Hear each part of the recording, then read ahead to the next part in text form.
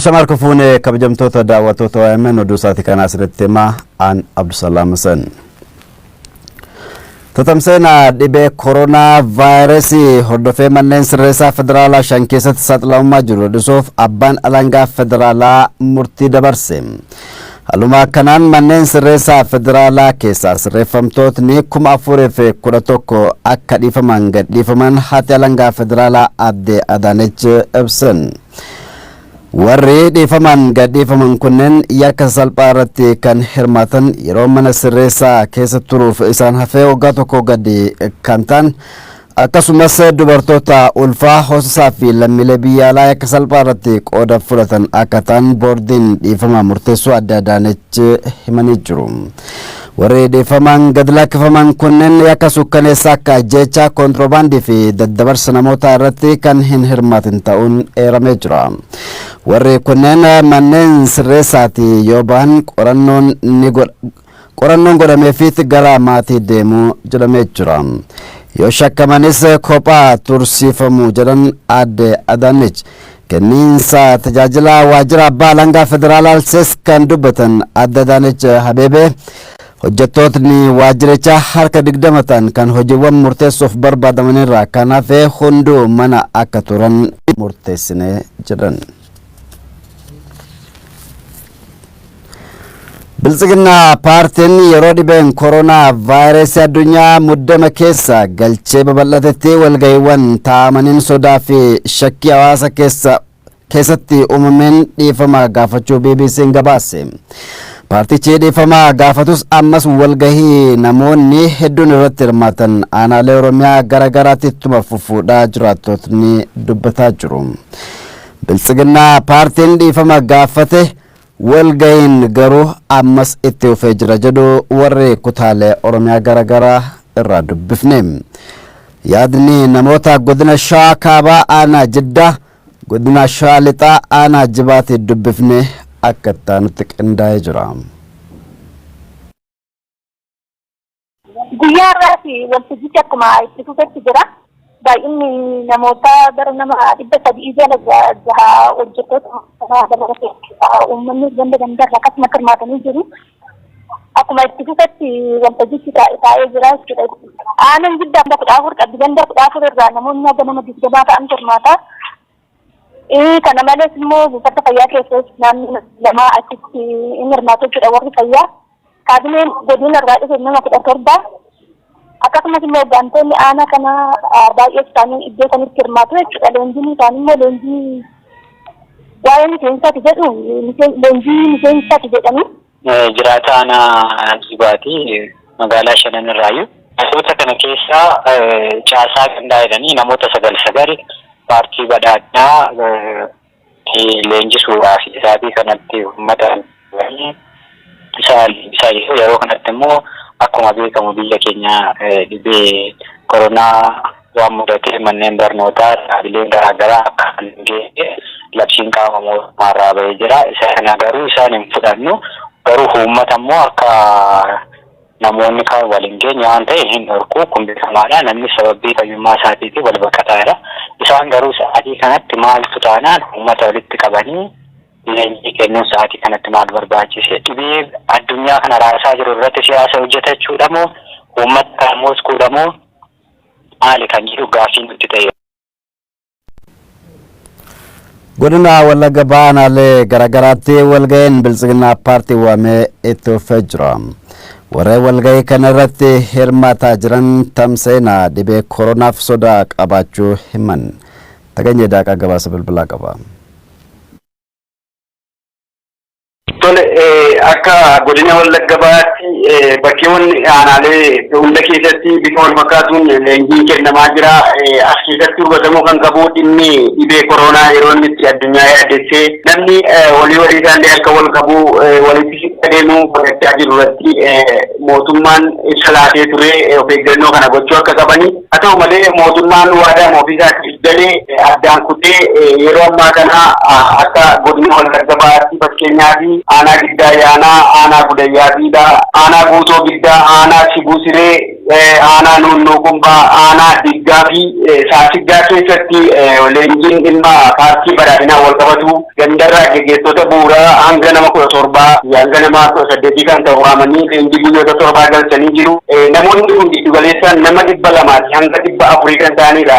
Kan leenjii kana irratti hirmaachaa jiranii hawaasillee kan nu bilbilaa jiru kanaan wal qabatee sodaa keessa akka galee jirudha. Keessattuu kan baay'ee nama gaddisiisu aanaa Guutoo Giddaa, aanaa Saasiggaa fi aanaa Gudayyaa Beelaa keessatti leenjitoonni kun galma guyyaa keessatti leenjaa keessadha. Galgala kan bulaa jiranii hawaasillee kanadha. Warra leenjaa jiran keessaallee hawaasi naannoo sana jira illee kan nu kaasanii. Inni kun dhibee koronaa vaayirasii kana babal'isuu hawaasa guutummaa waliin ga'uudhaaf carraa bal'aa akka inni qabudha. Dhimma kana irratti guyyaa kaleessaallee gabaasuun keenya ni yaadatama. Leenjiin kun maaliif barbaachise dhimma maalirratti xiyyeeffata kan jedhu bulchaa godina Wallagga Bahaa obbo Asmaraa Jaaraaf bilbilee turre isaanillee leenjii gaggeessaa jiru hin jiru. Dhimma koronaa vaayirasii irratti hubannoo hawaasaa laachuudhaaf waan isa kan taasisan garuu hawaasni leenjaa jiranis ta'e namoonni dhiyeenyaan dhimma kana hordofaa jiranii dhimma paartii bilbilinaa irratti leenjii fudhachaa akka jiranidha. Kanarraa wal qabatee namoonni bakka neetwoorkiin jirudha. Haalolee namni ni waame kun bakka neetwoorkiin hin jirrellee namoonni bakka neetwoorkiin jirutti ba'anii barbaadanii rakkoon kun rakkoo hammaataa waan ta'eef mootummaan naannoo Oromiyaa keessattuu dhimma kana xiyyeeffannoo addaatti kennee nurraa dhaabuu qaba. Hawaasni dhimma kanaan akka miidhamte kan jedhudha. Akka magaalaa Naqamteetti fi gandarraa keessaa digdamaa waamanii bakkeewwan adda addaatti leenjiin kennamaa akka jiru akka godina Horroo Guduroo Wallaggaatti illee namoonni bilbilanii leenjiin kun kennamaa akka jirudha kan isaan nuuf kaasanii. Kun immoo walumaa gala dhibee kana daddabarsuudhaaf carraa bal'aa waan qabuuf mootummaan naannoo Oromiyaa keessatti dhimma kana maaliif cabsitee ilaalaa akka jiru dhumaatii sabaaf sababa ta'uu danda'a waan ta'eef maaliif yeroo kana barbaachise dhimmi leenjii kanaa dhimma lubbuu lammiilee ol ta'uu mala maaliif akkas ta'a kan jedhu namoonni dhimma kanaaf quuqaman illee kan bilbilanii Oromiyaa miidiyaa neetwoorkiif yaada kennan kan jiran jiru jechuudha. Gama birootiin akka Wallaggaa Yuunivarsiitii illee ibsa kaleessa ministeerri barnootaa laatirra dhaabbatee barattoonni gara akka naannoo isaaniitti galanii fi haala mijeessaa jira. Kana wal qabatee shaanii Wallaggaa Yuunivarsiitii kan ta'an Yaared Dassaaleny namni jedhaman akka naa ibsanitti akka Wallaggaa Yuunivarsiitiitti barattootni konkolaataan mijeessaa akka jiran barattoonni galmaanii xumuranii akka jiranii gara naannoo isaaniitti konkolaataa hanga yuunivarsiitiin qabu humnaa ol illee waan ta'eef konkolaataa biraa kiraayee fuudhuudhaaf qophiirra akka jiranii barattoota gashuudhaa fi akkasuma yuunivarsiitii Wallaggaa keessatti jiran hojiin illee akka dhaabbatu murtaa'ee waan jiruu fi qophii dhukkuba kana ittisuuf sababa ta'uu danda'a waan jedhuuf gara kanatti galanii akka jiranidha. Akka waliigalaatti gara lixa Oromiyaarra wanti jiru jechuudha. Godinaalee Harargee Bahaa fi Lixaatti bilchiginaa paartiin jiraatota aanaalee garaagaraa keessatti walgahii taasisaa jiru ittuma fufuun ibsame. Walgahiin paartichaan taa'amaa jiru kun dhukkuba koronaa vaayirasiif xiyyeeffannoon kennamuu dhabuu kan agarsiisee jedhamee jira. Dhimma kana irratti yaada bulchiinsa godinaalee lamaanii dhaga'uuf yaaliin taasifamee hin milkoofne Uudii Muusaa gabaasa bilbilaa qaba. Aanota godina Harargee Lixaatii fi aanota godina Harargee Bahaa hedduu keessatti mariin paartii bilchiginaa adeemsifamaa jira. Bu'uuruma kanaan godina Harargee Lixaa aanaa 16 fi bulchiinsa magaalaa lama keessatti mariin paartii bilchiginaa kun guyyaa sadaffaadhaaf itti fufaa kan jiru yeroo ta'u, haaluma wal fakkaatuun godina Harargee Bahaa aanota 20 fi bulchiinsa magaalota 4 keessatti mariin paartii bilchiginaa kun itti fufee jira. Marii paartii bilchiginaa kanagaa yeroo tamsa'inni dhukkuba vaayirasii koronaa COVID-19 jedhamuun beekamu addunyaa keenya irratti saffisaan babal'achaa jiru kanatti mariin kun biyya keenya keessatti adeemsifamaa jira jechuudha. Dabree ammoo barsiifata aadaa waliin jireenyaa hawaasni Harargeedhaa uumamaan qabu wajjin mariin sadarkaa aanatti namoota hanga lakkoofsaan 800 ta'an hirmaachise kun yeroo kanatti naannoo Harargee kana keessatti ona kana keessatti adeemsifamuun babal'ina dhukkuba vaayirasii koronaatiif harra'ii banachuu qofa osoo hin taane dhukkuba vaayirasii koronaa kana simachuudha jaati jira hawaasni naannichaa kanneen bilbilaan dubbisaa turre. Wanti asirratti nuti taajjabne yoo jiraate namoota marii paartii bilchiginaa irratti hirmaatan kana aanota godina Harargee Bahaa hunda keessattii fi aanota godina Harargee Lixaa hunda keessatti dhibee kanaan akka hin qabamneef taasifamaa jiru. Yookaan ammoo namootuma marii kanarratti hirmaatan mataa isaaniitiif akka hin saaxilamneef eegumsi taasifamaa jiru jiraachuu dhabuu isaati. Kana yeroo jennu akkaataan taa'umsa isaanii walga'iin kun marii tuutaa qaba. Marii tuutaa booda galma keessatti walitti deebi'anii bakka takkatti goolabbii qaba. Yeroo kanagaa namoota lakkoofsaan 370 hanga 870 akkasii ta'an kana bakka tokkotti walitti qabuudhaaf jira. Akkaataan teessuma isaanii meetira hanga barbaachisan adda fagaatanii osoo hin taane ammoo namni qurxuma argate kun ammoo lafuma kaa'ee aadaa naannoo keenyaa kanatti mariin kun adeemsifamaa jira jechuudha. Kanaaf dhibeen kun rabbiin hin godhine malee galma tokko seennaan hawaasni keenya uummanni nagaa qonnaan bulaan mariidhaaf galma waltajjiitii fi manneen barumsaa aanota Harargee Lixaa fi Harargee Bahaa keessa jiran gara wali qaban kun dhibee kanaaf garaa salphaadhaan ni saaxilama jechuudha.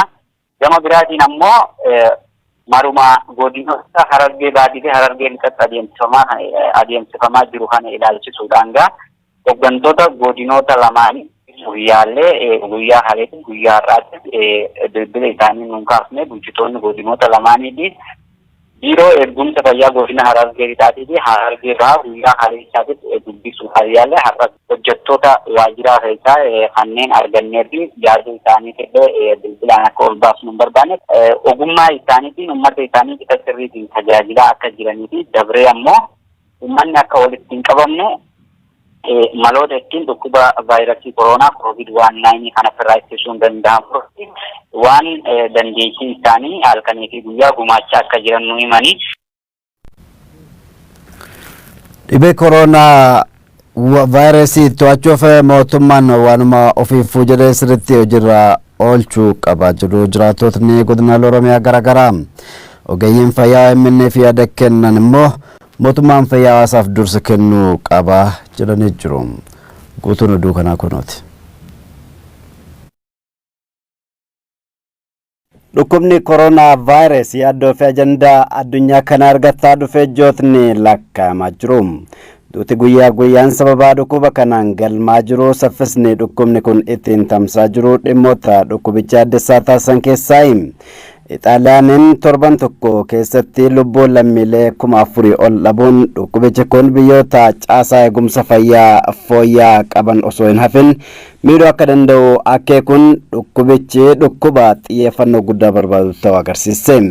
Ispeenis sababa dhukkuba kanaan lammiilee 1,000 lakkaa'aman dhabdeetti. Dhukkubni koronaa biyyoota guddatan keessatti lubbuu kumootaan lakkaa'aman galaafatee dursanii to'achuun yoo danda'ame malee biyyoota guddataa jiraniif keessattuu biyyoota saaraa gadiif sodaa guddaa akka ta'etu himama. Itiyoophiyaanis dhukkuba dursitee to'achuuf xiyyeeffannoo barbaadamu kennitee yoo hojjette malee dhukkubni kun dursee to'atamuu baannaan rakkoodha jedhu hayyootni.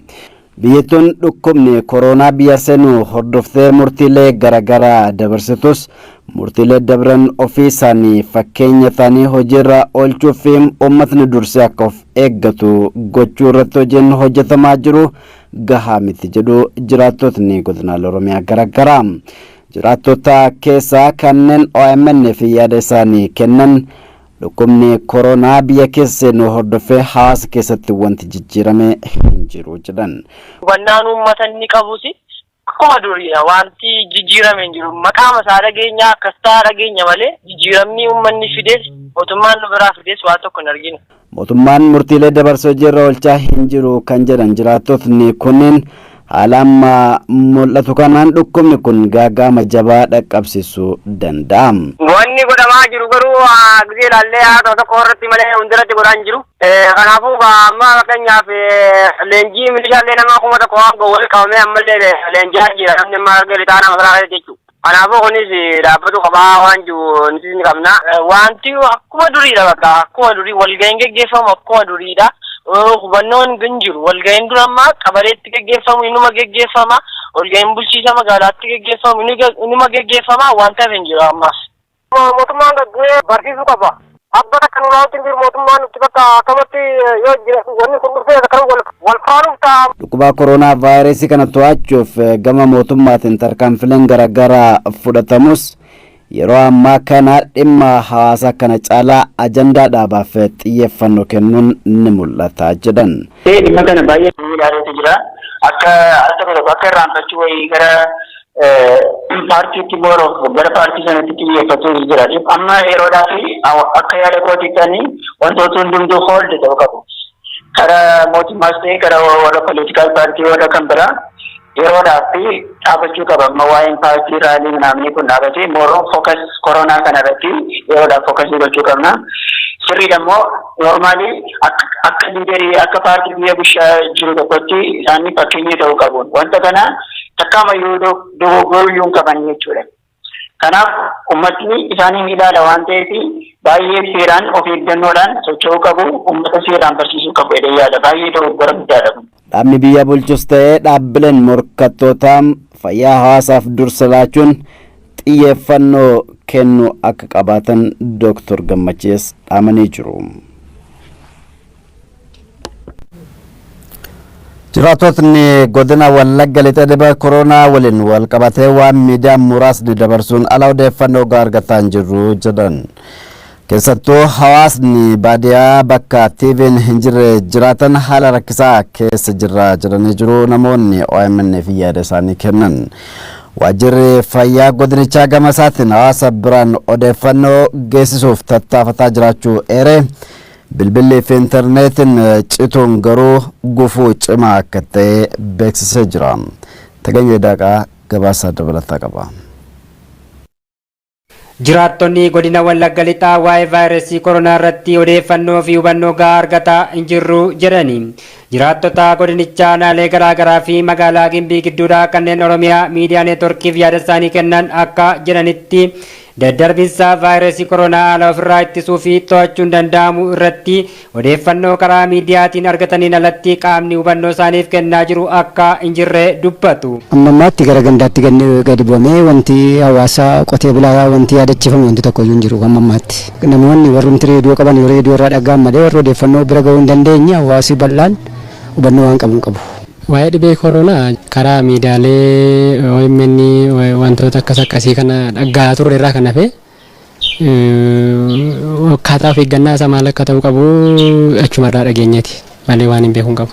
Akka magaalaa Gimbiitti hubannaa dhimma kanarratti dhimma dhibee kanarratti wanta dubbatame waan hin arges hin qabu waan hin dhagees hin qabu. Miidiyaa jedhamu kana kan argatu iyyuu naannoo magaalaa warra jiranidha. Isuma kanaaf iyyuu harki caalaan uummata keenyaa immoo baadiyyaarra jira. Kanaaf har'ayyuu miidhaa guddaa keessa galuu danda'u uummata keenya baadiyyaarra jirudha. Iddoo waajjira deemnutti bishaanuma harka keessan gaddaa ol galaarraan kan hafe uummati bal'inaan wanta irratti kana dandeettii kana hubatee irraa of eegaa jiru natti hin fakkaatu. Itti gaafatamaa itti aanaa waajjira eegumsa fayyaa godina Wallagga Lixaa obbo Salamoon Caalaa waa'ee vaayirasii koronaa irratti odeeffannoo fi hubannoo kennuun wal qabatee sochiirraa kan jiran ta'us hawaasa bal'aa godinichaa bira ga'u irratti hanqinni akka jiruu fi fuulduratti haalli amaleeffannaa hawaasichi keessa jiruu fi tajaajilli bilbilaa fi intarneetii dhibuun immoo haala to'annoo vaayirasichaa hawaasa bal'aa hubachiisuu irratti danqaa akka isaanitti ta'uu danda'u sodaa qaban dubbatu. Aanaa 23 qabna. Bulchiinsa magaalaa 3 wajjin jechuudha. Aanaa 23 kana bifa wal fakkaataan tolchin goone sochii keessa jira sochii gallee jirra. Deemee bifa wal fakkaatuun hawaasa kana bira hunda keenya irrachuun hin danda'amu. Tarii sodaan jiru tokkoffaa haaluma jireenya hawaasa keenya irraa kaasee haala jiru jijjiiruun amaleeffannaa hawaasa keessa jiru jijjiiruun hojii guddaa isa tokkodha. Lammataa bilbilli sadarkaan keessumattuu gara aanaalee gara dhaabbilee fayyaa keessiyyoo tokko lama jiraatellee yookaan keessiyyoo ka'e akkaataan itti wal quunnamnu illee xiqqoo sodaadha. Isa kana furuu wanti itti deemnee haaluma tokkoon yoo jiraatellee kunillee sodaa gara biraadha jechuudha. Dhimmi kun rakkoon kun silkiin jiraateeyyuu konneekshiniin ga'aan jiraateeyyuu kontirool gochuun hin danda'amne.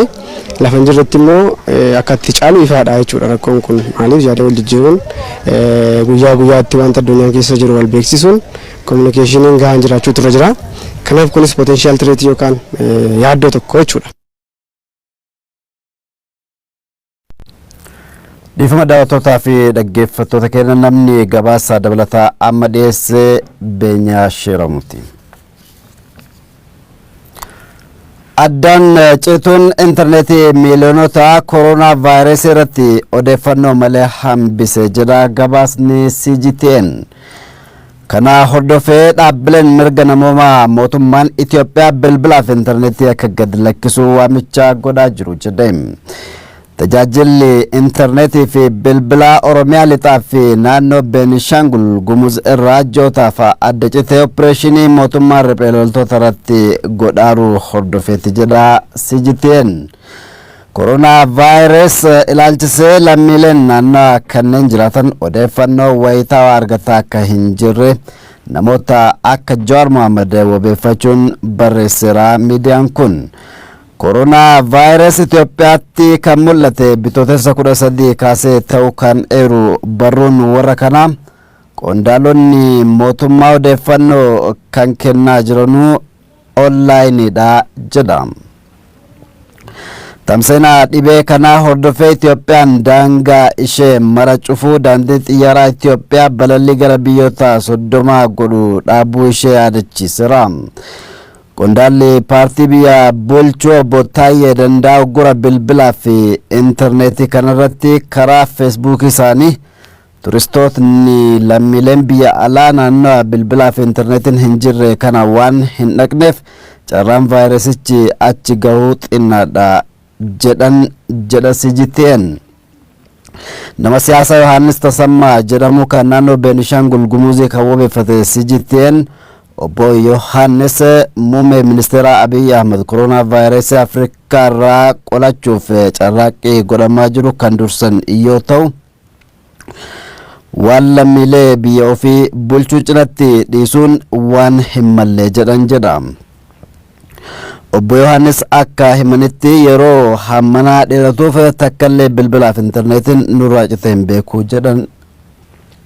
CGTN, Reuters, BBC fi kanneen biroo dhimma uggura intarneetii fi bilbilaa kana gabaasuutti fanii jiru.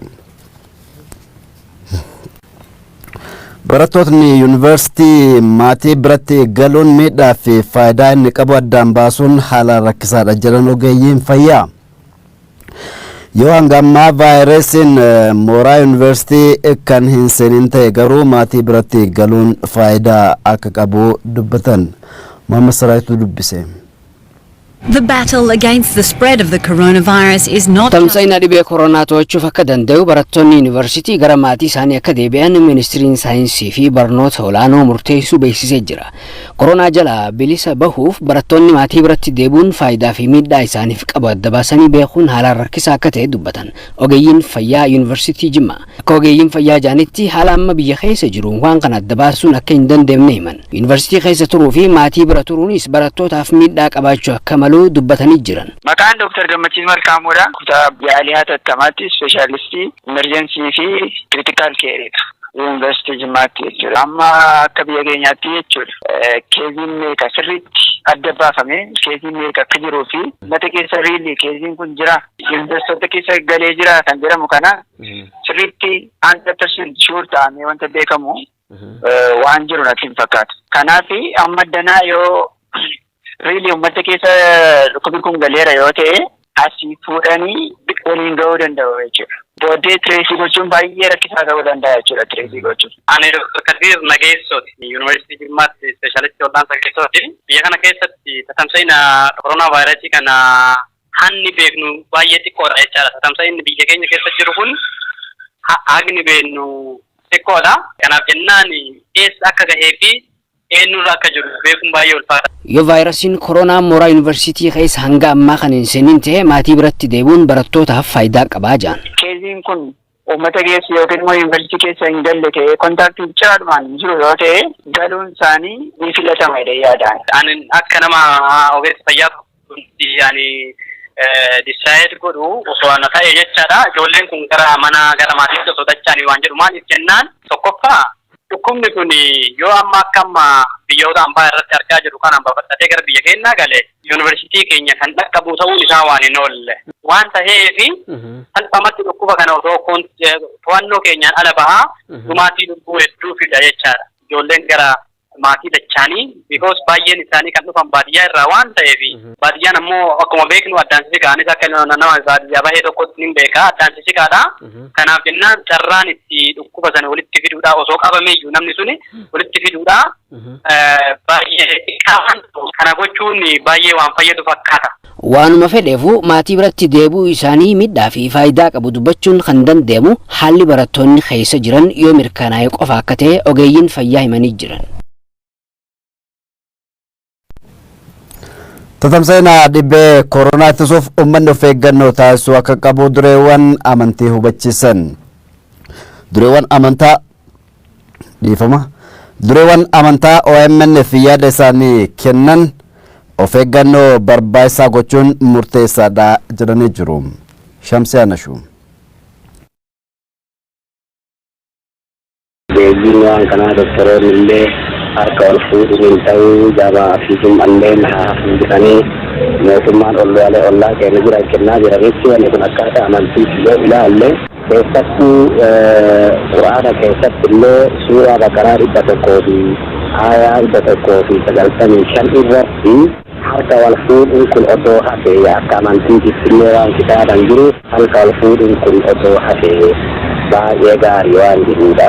Faayidaan kun tokkorraa tokkotti walitti fuudhuu walitti baadana tura maayidhagaa tura jedhee ogeessi waan ibsaa jiru kalaata kanarraa fagaatti jecha namni otoo walga'u illee baate akkaataa shari'aatitti filatama. Illee wal fuudhuu baate akkaataa shari'aatitti filatama. Hadiisalleewwan sababatee sunii jira. Quraanatti illee ayyaata amma keessatti suuraa maayidaa ayyaa 29 irratti illee ولا تقتلوا أنفسكم إن الله كان بكم رحيما رب بريسة أجيتنا رب رحمتكم وجرى برابرا آيات أما تستنى في حديث رسولا فأرجع لكنا بيورا بالأسفلان خدات قبلي أنا أقول لكم سيرا صحابة لعلو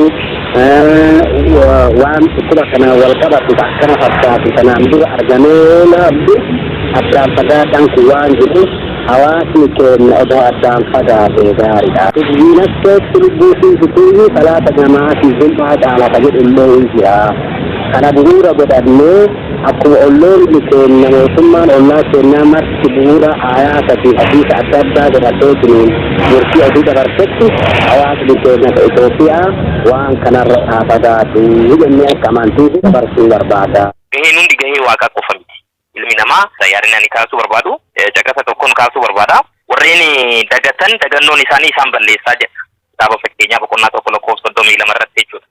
Kanaaf namni dammaqeetoo of eeggannoo taasisuu akka qabuu fi sammuu isaatiin fayyadamnee fi of dagatee jira taanaan garuu dagannoon isaa suni ammoo isa akka balleessu kitaabni waan dubbatuuf of eeggannoon baay'eetti barbaachisaadha.